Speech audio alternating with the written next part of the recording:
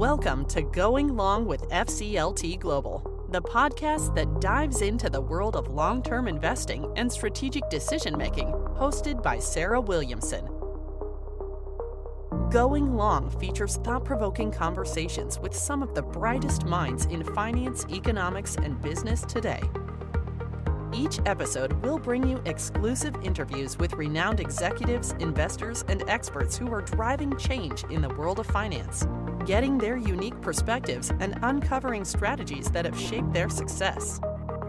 Whether you're an investor, a business leader, or simply curious about the forces shaping our global economy, join us as we explore the power of long-term thinking. This is Going Long with FCLT Global. Thank you for joining us today for the Going Long podcast. My guest is David Neal. David is the Chief Executive of IFM Investors, a global investment management firm owned by a group of Australian pension funds. Dave leads IFM's global business. He joined IFM Investors from the Future Fund, Australia's sovereign wealth fund, which he joined in 2007 as its inaugural Chief Investment Officer before becoming the Chief Executive Officer in 2014. At the Future Fund, he established the investment team and built and designed the fund's investment model. Prior to joining the Future Fund, Dave spent 15 years at Willis Towers Watson, where he established and led the firm's investment consulting business in Australia. And importantly for us, Dave is a board member of FCLT Global. So Dave, thank you very much for joining me today. It's great to be here, Sarah. Great. Let's start with the basics, which is that IFM was formed out of the push for mandatory pensions in Australia in the 1980s. And so for our listeners who may be less familiar with the Australian superannuation pension system, could you just describe a little bit about it and what makes it unique relative to other pension systems around the world? Yeah, sure. It is a fascinating system. I think in some ways it's an incredibly simple one, but what's grown from it, I think, is one of the most sophisticated certainly one of the most sophisticated institutional investment environments in pension systems around the world. But it's the incredibly simple kind of concept that there's a mandatory contribution that goes into a saving vehicle. But there's a few sort of elements to that. So it's 30 years old now. So these mandatory contributions have been being allocated to people's accounts as a proportion of the salary they earn, paid for by the employer. That proportion has grown over the years. So it's now a minimum of 11% of someone's normal earnings needs to be allocated into their superannuation account. That superannuation account is at the choice of the individual, but it typically would go into a fund that is standard for that industry. So one of the dominant forms of superannuation fund in Australia is what we call industry superannuation funds that were created as part of the kind of economic and social reform that built the system in the first place. And there were negotiations with unions and employers that created a fund for a particular industry. So there's a fund for the nurses, there's a fund for the construction workers, there's a fund for hospitality workers, and so on. Now the industry's evolved a little, and many are now multi-sector, but at its heart, these funds represent a community, and they have a very strong identity to that community. They're trust-based systems, so there's a trustee and a board of trustees that oversees these funds, and they are absolutely focused on member outcomes. So they have no other objective. There are some retail funds in the market, but as I said, the industry, the superannuation system is now pretty much dominated by these industry super funds. They call themselves profit to member. The rest of the world would see that as not for profit, but I think the fact that they use that terminology of profit to member sort of illustrates what's in their mind and what's driving these trustees to do an excellent job for all of their members all of the time. And as a result, as I said, it's grown into a very sophisticated system. And I think it's generating phenomenal long-term outcomes. I think that profit to member phrase is a a really good one, and is heard, I think, in no other country that I know of. I think the other thing that strikes me as an American is so interesting about the system is that, as you said, that the individual has choice. So, in other words, as I understand it, an individual would have one account throughout their life, even if they worked at one organization and then they changed jobs and went to another company. Whereas ours is a little more clunky because it's tied directly to the employer. Is that fair?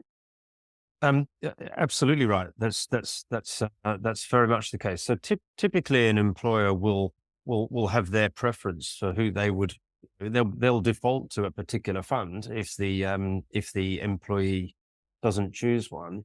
But the system has just changed actually to sort of re-emphasize the importance of consistency for the member through time, that you're not losing money through switching, and that you're not being thrown from one fund possibly into a bad one and then perhaps back to a good one as you're changing and moving through your career. We've just changed the system in Australia, so it's what we call stapled. So if you don't take positive action to change fund, that fund is with you for life. So as you move employers, they have to now use the fund that you are in. You can choose to move, but nobody can force you to move out of that fund. And that consistency, I think, is an incredibly important part of long-term outcomes. Right, because we know that the power of compounding is so important, and that many individuals don't feel particularly competent at making their own investment choices. So, uh, yeah, so the Australian system has overcome a number of those problems. And that's another point that I perhaps missed really, is that the overwhelming majority of people are in the default arrangement of a particular superannuation fund. And that default arrangement is very, very closely and professionally managed to be an excellent diversified portfolio across all the asset classes with a long-term objective in mind. And so whilst some funds do allow investment choice, and some of that can be quite sophisticated investment choice, very few will take that challenge on. And I think that's a difference to a lot of other funds, this sort of 401k type environment where you'll have hundreds of potential choices perhaps, and people will tend to want to switch as market conditions change. And as we know, people often find that a challenge and make the wrong decision at the wrong time. Right, but people are not good at long-term investing in the face of pressure. That's for sure. Um, so you mentioned that the funds are managed very professionally, and that's something that I've noticed over the years as well. That the industry has become large, first of all, and has attracted very sophisticated talent. So can you talk a little bit about, which is again different from many parts of the world where either individuals are simply choosing from a range of mutual funds, or it's a smaller fund in most parts of the world, so they don't have the resources that perhaps the Australians do. So can you talk a little bit about the philosophy there of managing these funds? Yeah, well, again, I think it's because it's born out of this profit per member concept, and perhaps there's a little bit of Australian, I don't know, innovation competition in there too. But the trustees are and have been always intent on trying to find a better way of managing that money for the long term for their members. And so preparedness to invest in assets that are perhaps a little more expensive to invest, private markets, preparedness to bring staff on in-house and pay them appropriately, to have a good quality team, to make good quality decisions, because they were always seeing those things as a business case. Is this a better outcome for our members? And they look at every decision they make through that lens. Is this in the best interests of our members over the long term? And they have no other axe to grind. They're trustees. That is their sole purpose. So they're not being pulled by a kind of corporate entity that might have other objectives. Might want, it's not core business. We want to have less staff, or we don't want to take risk on, or whatever. So they don't have any of that. So this persistent series of business cases over the years of will this be in the better interests has led to high quality teams. That competitive piece that we talked about, that members do get to choose, means that they have to compete with each other as well. So superannuation funds want to have a better team and a better portfolio than others to demonstrate that they are doing the best job for their members. So I think that's what's generated this really high and I think sustains this really high quality system. The sort of IFM journey. So I'm the chief executive of IFM, where we are owned by a bunch of these funds, and I think we're a really good example of this drive. So 30 years ago now, we were created by a collection of these funds to invest in complex assets, because they realized that pooling their assets together, putting their resources together, would mean they had a better chance of being successful. And scale in some private markets, particularly infrastructure, is helpful. So they innovated in creating a collective vehicle to do that investing for them. And I think that the Australians broadly, and IFM in particular, have made a name globally in terms of infrastructure. So that's how they've done that, is by pooling those assets to really form IFM. Is that so? That's the tell us a little bit more about the origin story, and then what your remit is today and how that's changed over time. Yeah. So as I mentioned, they recognize that infrastructure assets in particular look like the ideal long-term retirement asset. Very, very, I mean, obviously essential services, and so unlikely to see these businesses kind of go out of fashion in a decade or two's time. They're likely to be incredibly durable, very strong cash flow characteristic, very strong inflation protection characteristic. So it felt to them, and it still does, I think, that this was the sort of perfect long-term retirement asset. It's going to protect and grow your wealth over the long term with very little downside over that long term. So they were attracted to the asset class, but recognized that they needed to scale and that this was a complex asset class to invest in. So they needed to build a business around that. And so that's what they did. They started that off effectively in 1990. Over the years, we've grown. We now invest across 4 asset classes. We've got over 150 billion US, invested off around 13 offices. So this innovation has been a success. But one of the things, I think, one of the other innovations was that they realized that by opening the collective up, so it started off just with their own money, by opening the collective up, that could make it stronger. I remember one of my early days in IFM, Kyle Mangini, our global head of infrastructure, said to me, "Now, you do understand that any client that joins us has to strengthen the collective."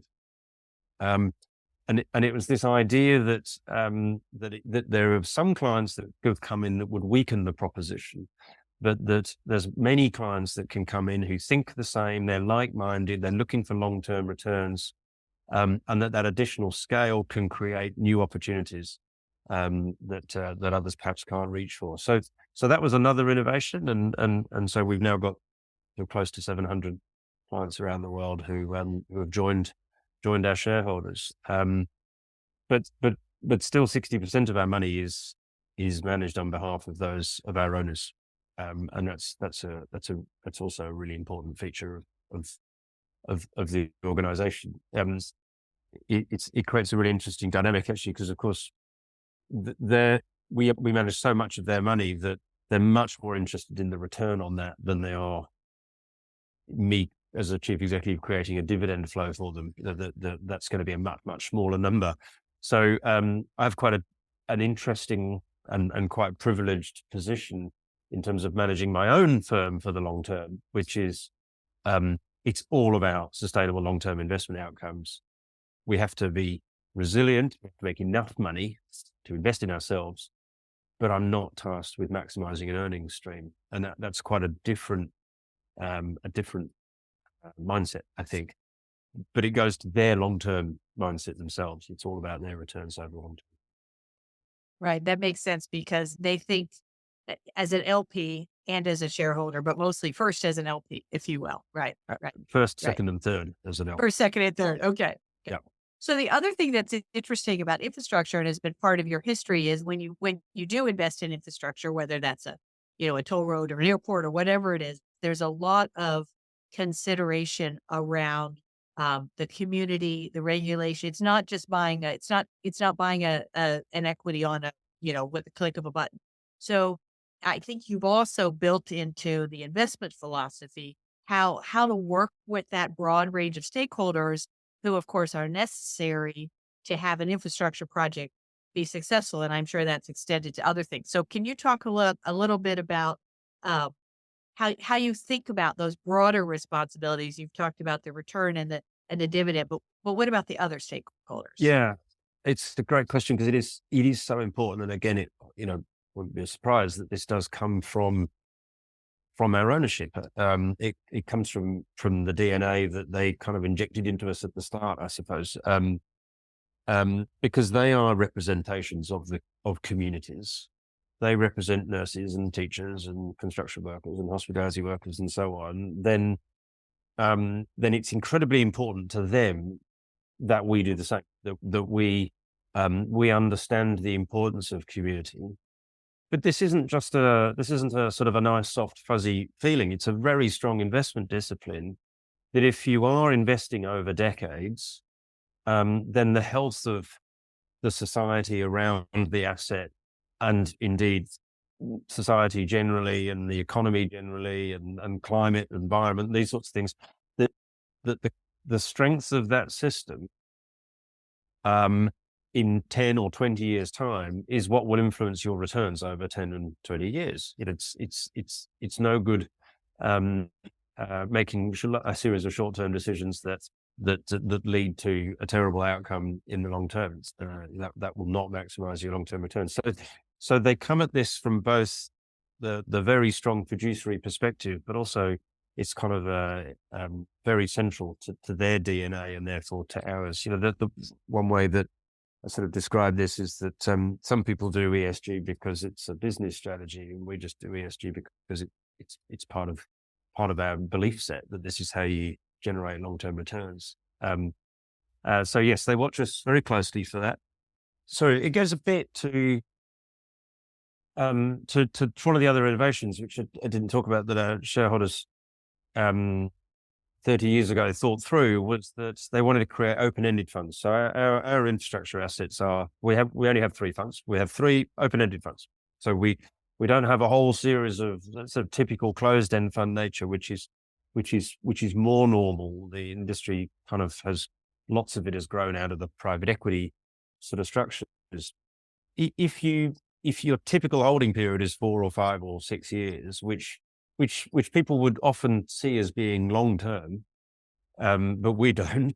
If that was your holding period, then you might have a very different view on these types of things. You might think, I'm not going to get a return on that upfront cost, if you like, of that engagement with the community.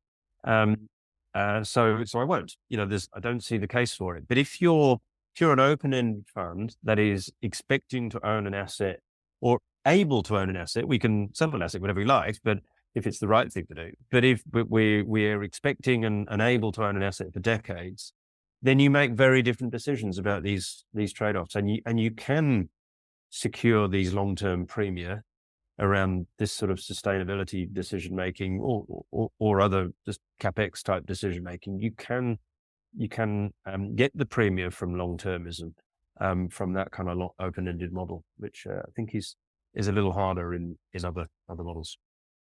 That's very interesting because I always think of private equity as time limited, as you said, that every investment is entered with an exit time frame and strategy in mind. It may or may not play out exactly like that, but it's entered with exit in mind. So when you enter an investment, you may plan to exit it at some point, but you may plan to hold that for sort of forever, or as far as the eye can see, right? Decades, and you have a structure that allows you to do so. I I think the see. average holding period of our portfolio is like 12 years or something now, and that's only because it's a growing portfolio. So Right. we've got assets in there that we've held for over 20 years, and that sounds there's a sort of a, when I say that to some people who come from private equity, down, they kind of go, well, you must be being lazy or something. That can't create a dynamic environment. But one of the critical differences in infrastructure land is that every now and then you get a very significant capex, and um, that is the holy grail of private market investing when you think about it. It's proprietary deal flow. So if you want to build a second runway at Brisbane Airport, you need to own Brisbane Airport. It's a multi-year, very, very substantial investment, which is quite hard to do. It's quite challenging to do for a closed-end fund. And it's got an asymmetry. You don't have the asymmetry of information that you get when you do a normal $1 billion transaction, where the seller knows more about the asset than you do. So the ability to sit patiently and time at absolutely the right time in the life of an asset, when that large capex should occur, and take advantage of that proprietary deal flow, no asymmetry of information, is kind of where the alpha comes from through this open-ended model. The ability to manage for the long term. It's not as exciting. It's not as noisy. It's not as sort of all show and fury and sound and stuff, but it accumulates over long periods of time. I think it's obviously why, the passion I talk with it is kind of why I'm involved in your organization, in FCLT, because this long-term thing is different. It's different. It leads to different decision time, obviously time horizons, but different mindsets and processes. And I think the open versus closed-ended is actually quite an interesting example of that. And to your point, it really matches with the liabilities of a pension system, which inherently are not 5 years. I mean, most people who are putting money in are not going to retire in 5 years. So exactly. So how do you translate that long-term mindset and philosophy to the day-to-day? Because you also have to manage real people who are making investment decisions, building a career, all of those sorts of things. So one of the challenges many investment organizations have is the board is all about long-term, but then you go down to perhaps the portfolio manager level and it's harder. So how do you think about that? Yeah. And this is where the human system meets this stuff, and it's imperfect, right? I don't think there obviously isn't the opportunity really for us to provide a 20-year incentive system for people, because people don't work that way. And so obviously there are trade-offs there. We do our best to create schemes that do align to long-term value creation and long-term decision making.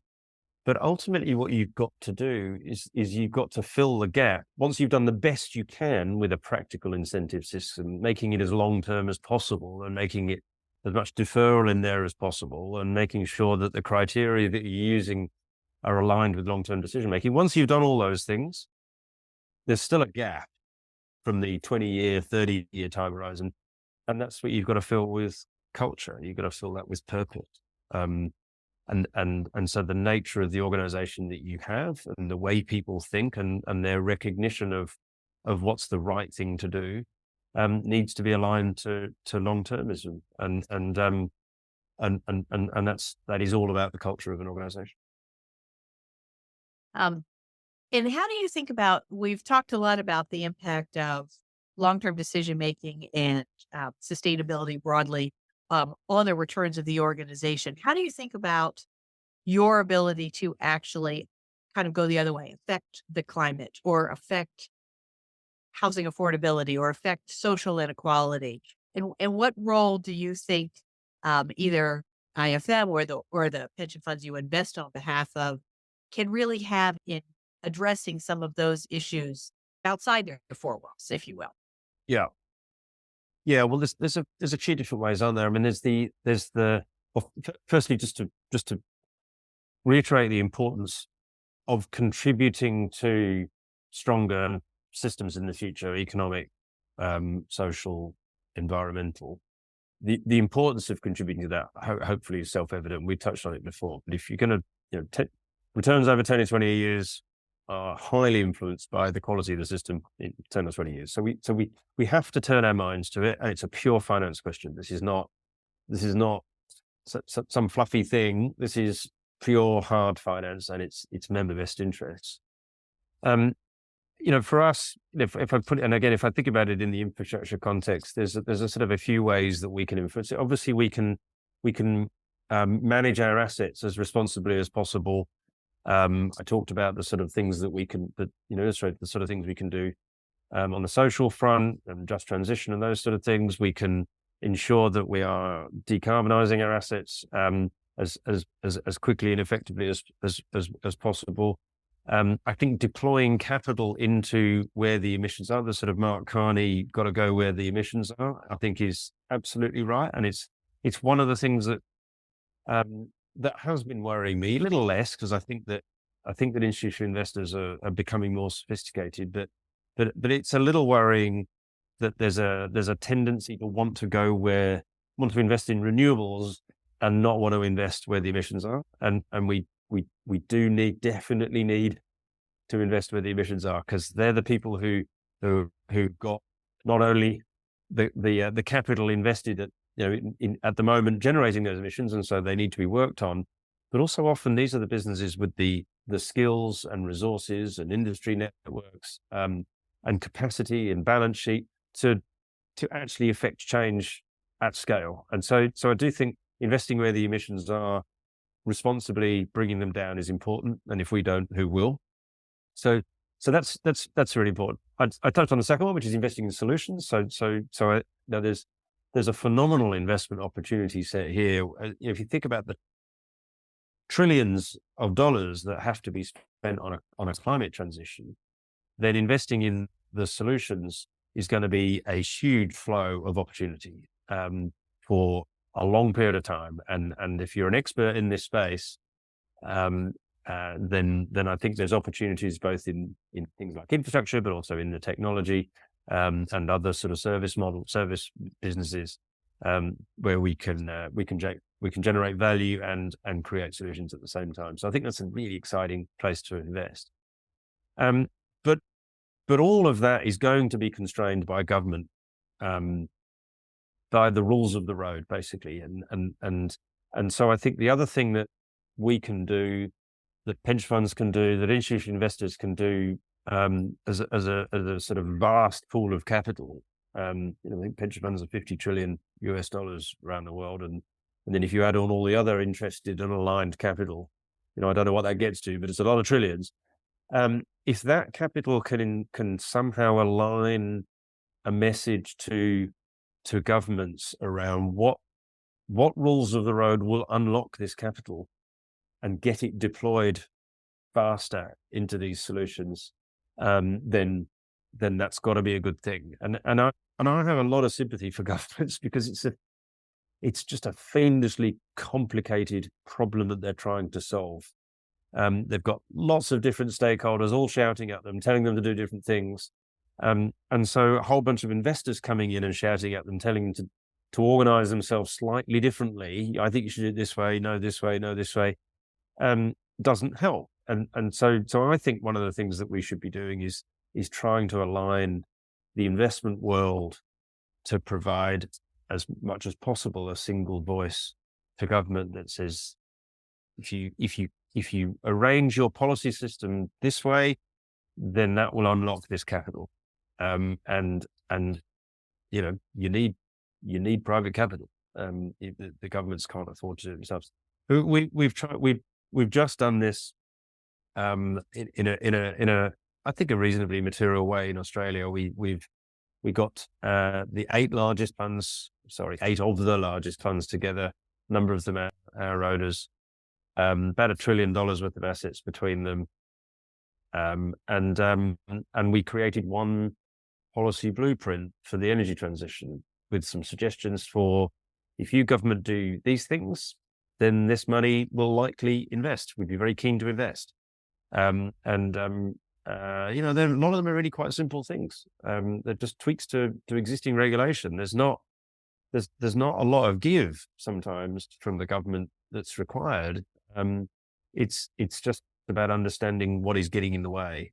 And so collaborating to deliver a message, I think, is a really important part of what we can do. No, that makes sense, particularly in um, a country where you have, I mean, you can talk to each other a little bit. I think that's harder in some countries than others. Agreed. Right. Okay. All right. That's very helpful. And then, you know, as you, if you think about the lessons that Australia has learned from this 30 years of what they've done, of IFM has learned from sort of pulling this group together and investing in this way, you know, are there, um, could you give advice to other countries as they were, you know, think about, because different countries have very different pension systems, um, and they're changing as we know, demographics are changing. So you have, generally speaking, Western countries, which are older, have older populations, but we also have a lot of very young countries where they don't really have much of a pension system yet, and it's a bit of a um, blank piece of paper. So, you know, what do you think the key lessons would be if you were thinking about some of the things you've learned from both your own experience and also the experience in Australia? Yeah.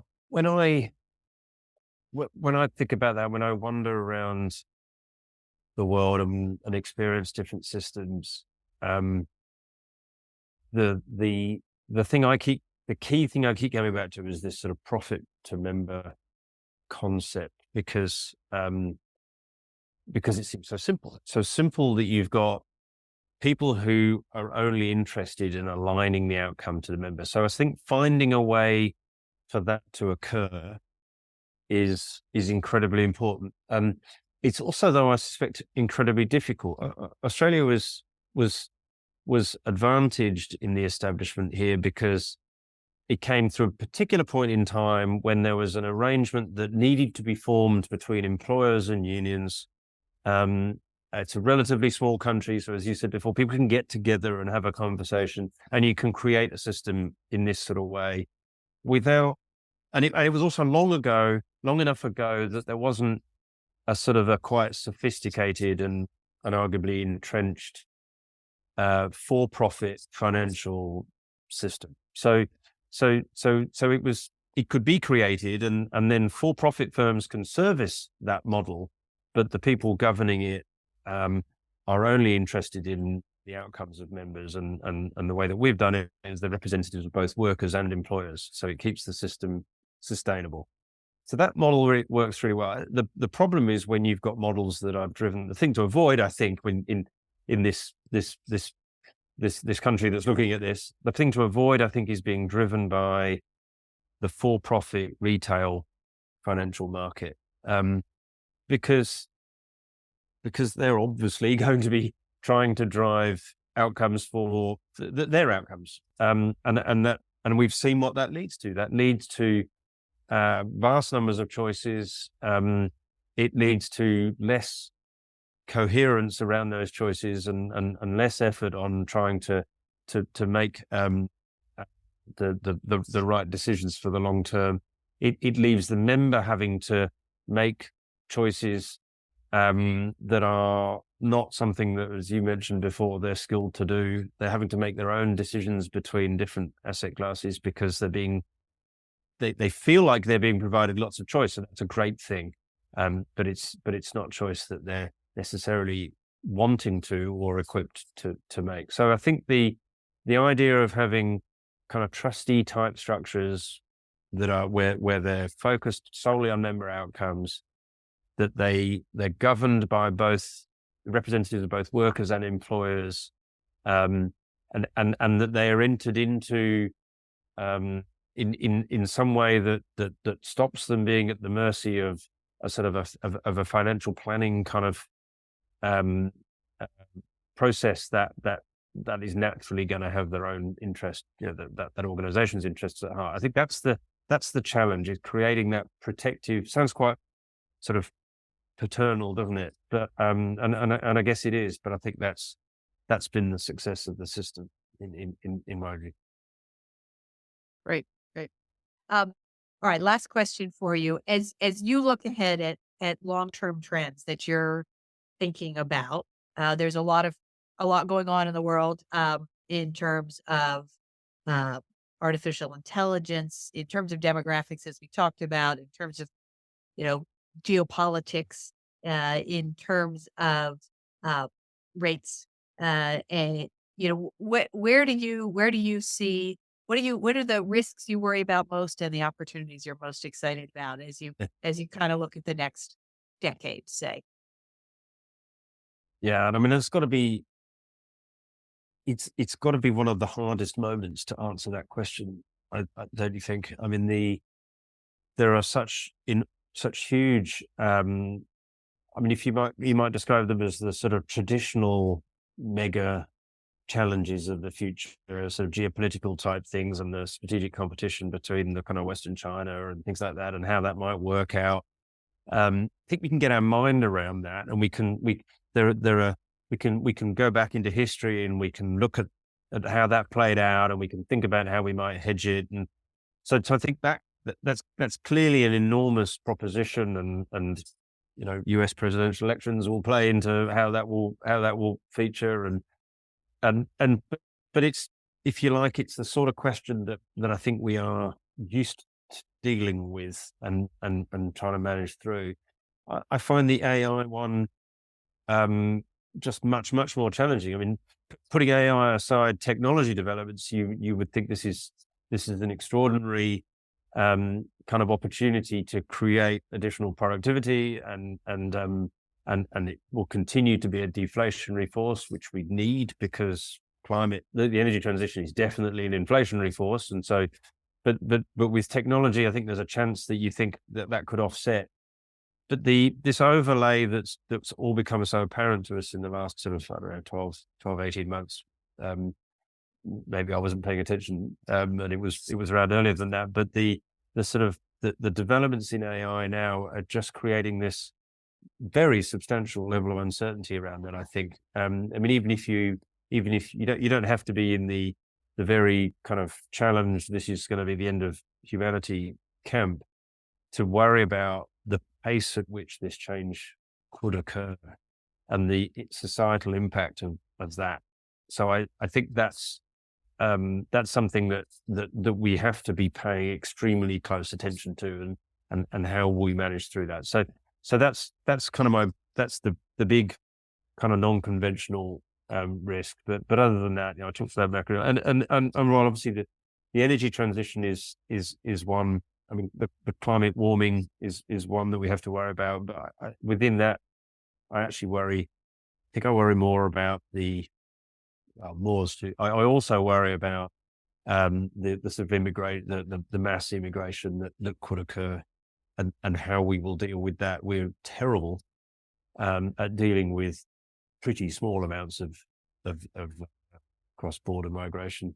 When that ramps up 10 or 100-fold as a result of countries becoming uninhabitable, I don't know how we cope with that. So those are really, really challenged things, and again, but that one just emphasizes the point that as long-term investors, we've really got to do everything we can to minimize that impact, and to invest in adapting to cope with it.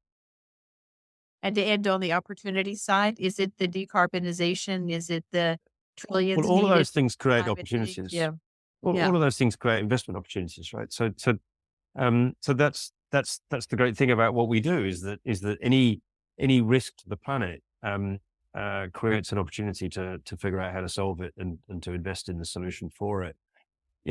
So I think certainly right now we're very excited about the new infrastructure that needs to be developed, but also all of the new business models and technology that need to be created to service that.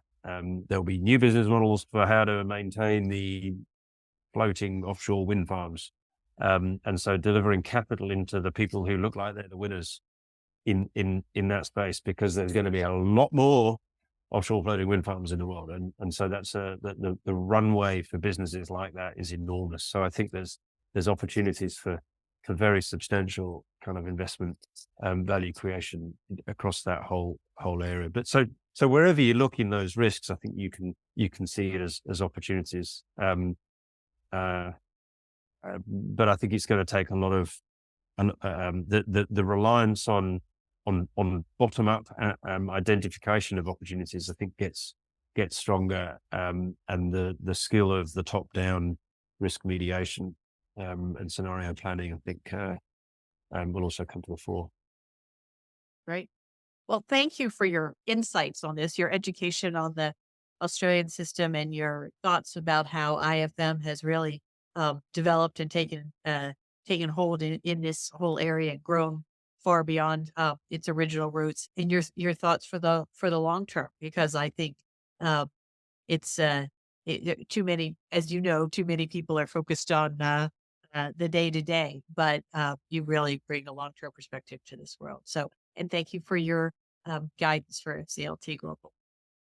Look, and Sarah, thank you for you and the team and the huge work that you do at FCLT Global. It's such as you can tell, I tend to believe it's such an important thing. So you're doing a fantastic job. Keep it up. Thank you very much. Thank you. That concludes another episode of Going Long with FCLT Global. We hope you enjoyed our conversation today and encourage you to continue exploring our resources and research at www.fcltglobal.org. If you enjoyed today's episode, don't forget to subscribe, leave a review, and share with others who may find value in Going Long with FCLT Global.